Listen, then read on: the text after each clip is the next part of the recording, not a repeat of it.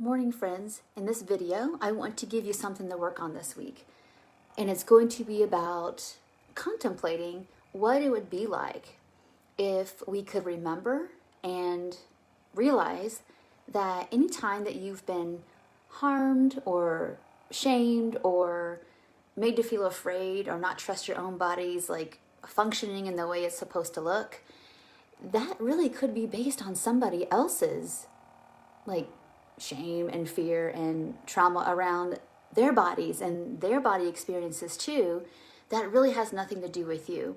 So friends, if you don't know who I am, my name is Tracy Brown. I'm a somatic nutrition therapist and a tune eating expert. And this video is just for you to be thinking about, like, we know that there are structures and systems that push this narrative that, you know, something's wrong with you. And why that's so effective for us in terms of being very vulnerable to doing any kind of dieting, being vulnerable to actually personalizing what diet culture says, is because it's probably happened to us at a earlier, more vulnerable time when we actually kind of were reliant on authority figures in our life. So parents, some kind of medical professional, teachers, just other people in our sphere that have that we're a part of and that we want to belong to, that we want to feel safe in. And when we're in those circumstances, when we're younger and something basically bigger than us that kind of has more power and say, just either whether it's directly at you in your body by osmosis, what other people are doing, and that gets you to feel like something's wrong with me versus like, what's up with that?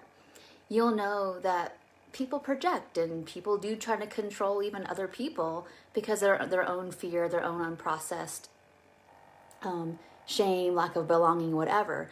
So this is what this video is about today, is what if that what's inside of you, worried about what other people think about your body, if it changes, what happens when you age, whatever, is like, is that actually even my thinking? Because none of us were born this way, thinking that like something's wrong with our toes or our belly or anything. This is learned. This is programming, and it becomes so programmed it gets automatic, and it feels like our actual thoughts. So like I said in the beginning of this video, I would love to give you this as an assignment. And if you want to reach out to me privately, and I'll put the link below if you want to chat about like, oh, I never thought about it this way. Or maybe you already have, and it's just a process you're working through and you want to chat about it more, whatever that is. But I think it's really important to recognize that if other people, if you've been,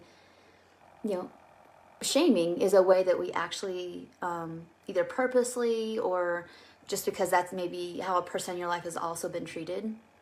Sometimes it's purposeful shaming, like diet culture does, in the guise of helping you for your own good kind of thing, or it's inadvertent and maybe emotionally manipulative, but not really meaning to be, to get you to feel like there's something wrong with your body.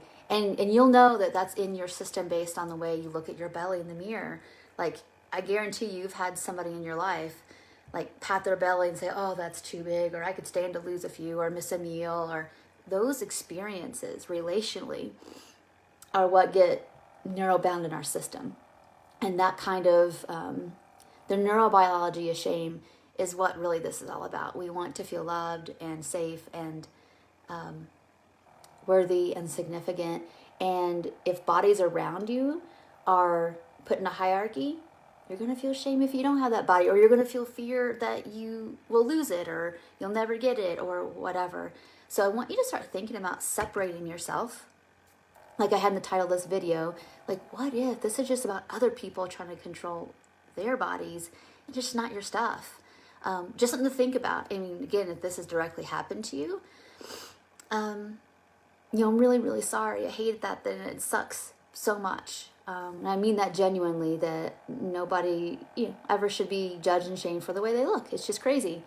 And when I say crazy, it means it's a way that isn't congruent most of the time with most people's values.